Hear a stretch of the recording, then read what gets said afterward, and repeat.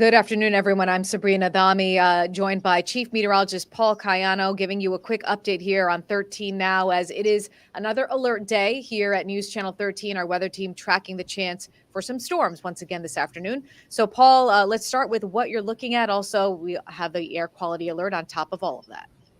Yeah, we'll get rid of the air quality first because it's not great, but it's better than it was yesterday, and slowly but surely the number's coming down. So, in regards to the air quality, things are improving. Not great, but better. Good. So we'll put that aside because the weather, again, you mentioned the alert day. That's for the possibility of some stronger storms through the afternoon hours and even into the evening. And some of them are already starting to pop up. So again, we're looking at the potential for some stronger wind gusts in and around these storms, heavy downpours. And as you know, the ground is saturated from all that rain. So this can cause localized flooding, and we'll watch for the potential for some tree limbs going down in some of the stronger wind gusts. You can see the radar lighting up. There's one line over into New England that's moving away from us. But notice out by Syracuse and even closer, we have a buildup of some cumulus clouds and now even some scattered showers and thunderstorms. We'll get a bit closer, and you can see that activity rolling through.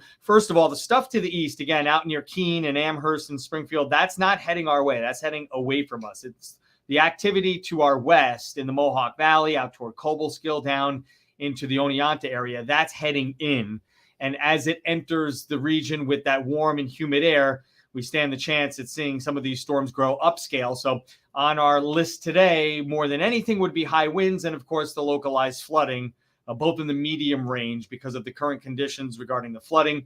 And, of course, jet stream energy getting involved in some of these thunderstorms could produce some stronger wind gusts, hail, a lower end chance with this particular setup. So the hour-by-hour forecast shows the activity building near us by 3 or 4 o'clock. Later on in the day, by 5 or 6, notice some isolated to scattered thunderstorms. So some folks may get it, other folks may not.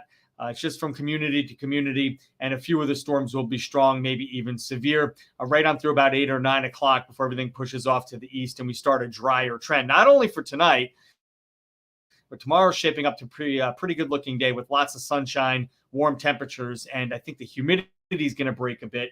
And then circling back, Sabrina, the air quality tomorrow should be much better. So I think Wednesday shaping up to be one of the better days we've seen this summer with respect to the humidity, the air quality, and let's face it, the lack of rain because we've had so much.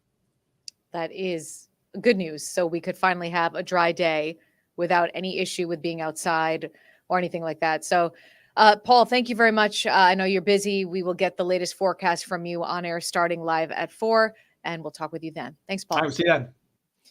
Another story we're tracking right now. My colleague Kumi Tucker is in Rotterdam right now, where people, Kumi, have been forced to leave a motel. And I know you've been getting new details just within the past 20 minutes or so about this. Well, that's right. When we arrived here this morning, we saw a bunch of people, some guests at the motel.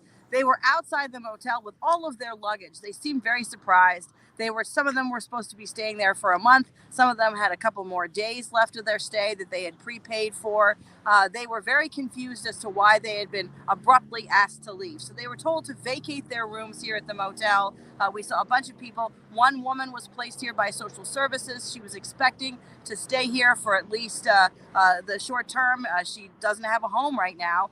There was another woman who was a visiting nurse. She's expecting to stay here for about a month.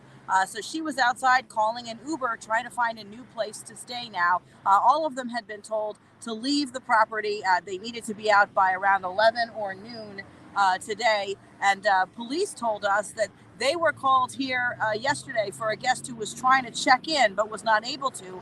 They were told, they say, by the motel, that the motel is now going to be closed to the public starting at noon today, no reason given. We did see a building inspector team come here. They were inside for a very short period of time, came back out. They also do not have any information about the abrupt closure of this motel. So we're trying to get some answers as to why all of the guests who were here who were expecting to stay here were told to leave and they had to be out. It was quite a scene when we arrived today, that there were so many people outside with all of their luggage, making phone calls, scrambling to find another place to stay. We are trying to find out what will happen at this motel in the short term. Of course, there are a lot of rumors out there about who might be coming in, but we're going to try to find some answers for you. That's obviously the motel behind you, the whole property. That's the place we're talking about. Yes, that's right. This is the motel, the Super 8 on Curry Road off of Carmen Road. We're right here at this very busy intersection. There's a key bank here and what used to be the Country Diner Inn. So this is the Super 8 motel behind me. That's what we're talking about here in Rotterdam. Okay. Kumi, thank you so much for the update from there. I know lots of rumors, as you said, floating around. So we'll get the very latest from you starting live at 4. We appreciate it. Thanks, Sabrina. Also tracking another bridge hit in Glenville. This is not the same bridge that we have talked about many times in the past. This is a different bridge. And my colleague Dan Levy is there right now working on that story. We will hear from him starting live at 4. We were hoping to get an update from him here on 13 now, but he must be tied up working on getting some new details on this and gathering new information. So we'll hear from him starting live at 4. And he brought us the latest live at noon. So you can certainly check that out on WNYT.com. That's your 13 Now update on this Tuesday afternoon, another alert day here at News Channel 13. We will see you on air starting live at 4.